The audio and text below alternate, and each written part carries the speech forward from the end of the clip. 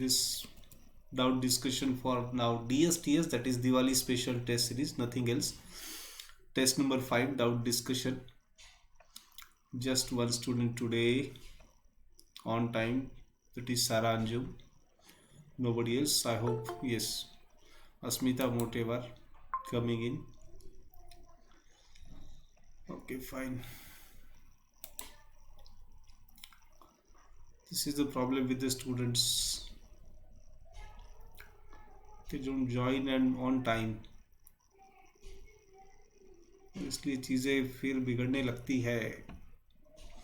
Just 2 students.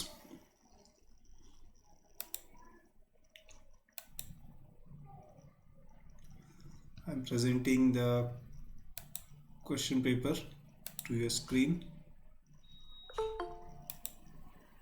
It is, yes, I think you can see Govindraj Gatti, Asmita, Govindraj Gatti and Saranjum Sayyed 3. So all of you are here now. Can you see the question paper on your screen and can you hear me as well? क्या आप लोगों को screen पर question paper दिखाई दे रहा है? Okay fine, और सुन भी सकते हैं. Okay, without wasting any more time, let us start the session. So you can ask for your doubts now. अभी आप लोग आपके डाउट्स के लिए पूछ सकते हो, कोई दिक्कत नहीं है. You can start.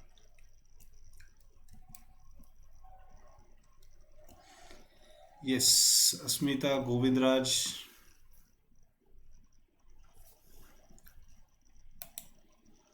सारा, चला विचारू शकता पटकन.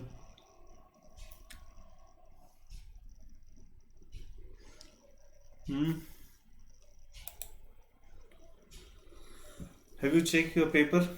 पेपर चेक केला का? Okay, Asmita directly on 42. Great. तिथपर्यंत एकही डाऊट नाही आहे बेटा. Nice. What else I can say? Chitin of arthropod and exoskeleton are made up of.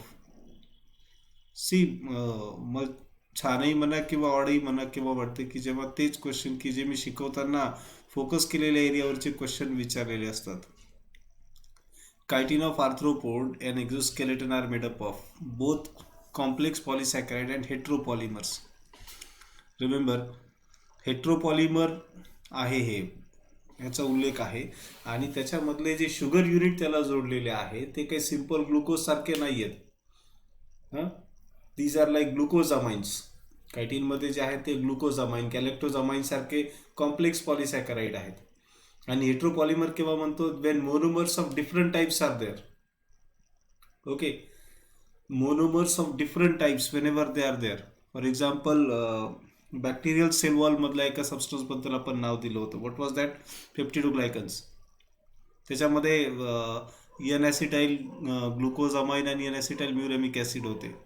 Same here for chitin as well, such types of different types of monomers are there, so those are heteropolymers.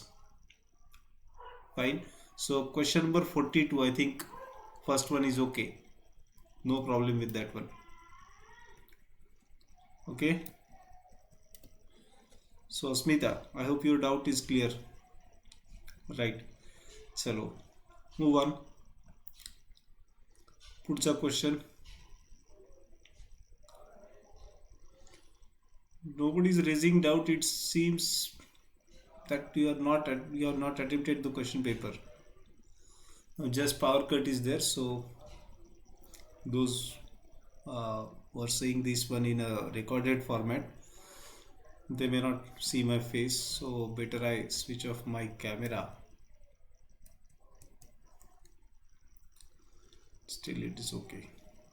A lot of darkness, but still it is okay. Let it be. Okay. So no more doubts. What is this? कुछ भी doubt नहीं है, ऐसे कैसे? Come on, चला सारा गेरी बा. Sarah left the meeting. Okay, Asmita Motevar and Govindraj Gatti. Two only. Asmita finished her contribution in raising the doubts. Then it is 32 from Govindraj Gatti. Here I come. 32, 31, 32. Read the following statement and opt for the correct answer. Statement 1, statement 2 are given. Fine. सही गलत तो देखना है इसमें. Statement 1 इनको अगर थोड़ा सा ठीक से अगर रख देते तो it will be like this. ठीक है. Prosthetic groups bound tightly to apoenzyme in order to make them catalytically active. Prosthetic group. Now these are the types of cofactors. तो ये जो पॉइंट है वो कहाँ से आ रहा है? ये पॉइंट आ रहा है कोफैक्टर से. तो ये थोड़ा एक बार अच्छे से समझा देने की कोशिश करूँगा. कोफैक्टर क्या होते हैं? कोफैक्टर क्या होते हैं? जो एंजाइम के इसमें एंजाइम जो टोटल एंजाइम है, तो एंजाइम में कुछ कभी कभी क्या होता है कि अकेला प्रोटीन पार्ट एंजाइम करके काम नहीं कर सकता. Alone protein itself is not enough to act as an enzyme. In that case such enzyme they are called as apoenzyme. ठीक है. फिर अपोएंजाइम मतलब कैसा? ऐसा प्रोटीन पार्ट, ऐसा एंजाइम का प्रोटीन वाला हिस्सा कि जो एंजाइम का मेजर तो वही है but it is not enough, लेकिन वो अकेला काफी नहीं है. तब उसे मदद किसकी लग रही है? उसे मदद लग रही है इस कोफैक्टर की. और दोनों मिलके क्या बनता है? फिर तब बनता है होलो एंजाइम. ठीक है. तो अब ये कोफैक्टर के अलग अलग टाइप्स हमें यहाँ पर देखने हैं. राइट. तो इसमें दो टाइप्स हम लार्जली बोल सकते हैं. या तो वो ऑर्गेनिक हो गए या फिर इनऑर्गेनिक हो गए. ऑर्गेनिक में हम बोल सकते हैं कि या तो वो क्या कह सकते हो आप, जैसे एक है इसमें इनऑर्गेनिक वाले जो है वो तो कहलाएंगे मेटल आयंस, जैसे Zn+ वगैरह. और इधर जो है उसमें अभी जो क्या कह सकते हो, परमानेंट और टेम्पररी. टेम्पररी वाले को हम क्या बोलते हैं? कोएंजाइम कहते हैं. और परमानेंट वाले को हम क्या कहते हैं? इधर प्रोस्थेटिक ग्रुप बोल देते हैं. ठीक है. So prosthetic groups are tightly bound. तो जाहिर सी बात है अगर परमानेंट है तो टाइट भी रहेगा. ठीक है. उसे हमेशा अटैच रहना है तो उसे टाइटली अटैच होना पड़ेगा. So this is fine that prosthetic group bound tightly to the apoenzyme in order to make them catalytically active. तो ये बिल्कुल सही हो गया क्योंकि ये परमानेंट है. तो जाहिर सी बात है अगर परमानेंट रहना है तो अटैचमेंट या फिर बॉन्डेज तो स्ट्रांग होना पड़ेगा. Second, removal of cofactor from the enzyme disturb the catalytical activity of the enzyme. ठीक है. और अगर उसे हटा दिया जाता है किसी कोफैक्टर को, फिर वो प्रोस्थेटिक हो या फिर कोएंजाइम कोई भी हो या फिर मेटल आयन हो, उसे हटा देने पे क्या होगा? It disturbs the catalytic activity of the enzyme. That's fine. तो ये दोनों भी सही है. Second as well as first both are true. So what is difficult with this? क्या था इसमें गलत? क्या था फिर? Both statement are correct 1 and 2. It's fine. Is it clear Govindaraj Gatti? Very good. चलो, just 2 doubt so far in 10 minutes. 10 मिनटों में सिर्फ और सिर्फ 2 डाउट हुए. मुझे तो ऐसे लग रहा है आप लोगों ने पेपर ही अटेम्प्ट नहीं किया है.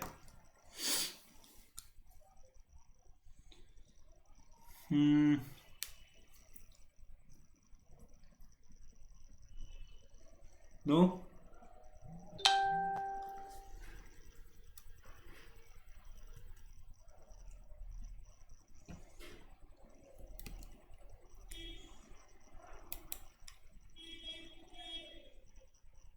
पेपर अटेम्प्ट किया है, अच्छी बात है. Then your score should be too much high.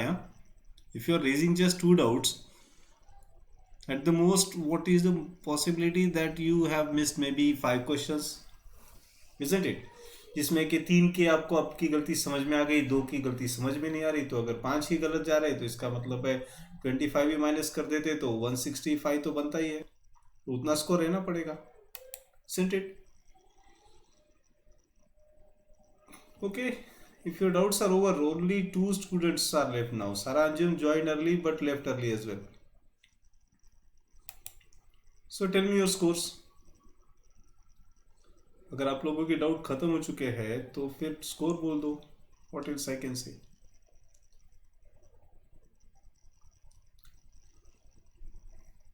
Yes. Anyway, power cut is there, so laptop भी आज बहुत देर तक साथ देगा ऐसा नहीं दिख रहा है. 124 मार्क्स इन 30 मिनट्स. देखो ये कैसे हो गया अस्मिता, एवढा डिफरेंस कस काय बेटा? हाँ, इतना बड़ा डिफरेंस. मतलब 30-55 मार्क का हो रहा है और तुमने सिर्फ एक डाउट पूछा है, तो इतना बड़ा डिफरेंस. मतलब ब्लफ बहुत ज्यादा किया था, इसका मतलब ये हो रहा है. अंदाजे से उत्तर. हम्म. भगवान का नाम लेके आंसर कर दिए. गोविंदराज गट्टी got 133 in 35 minutes. Time is fine.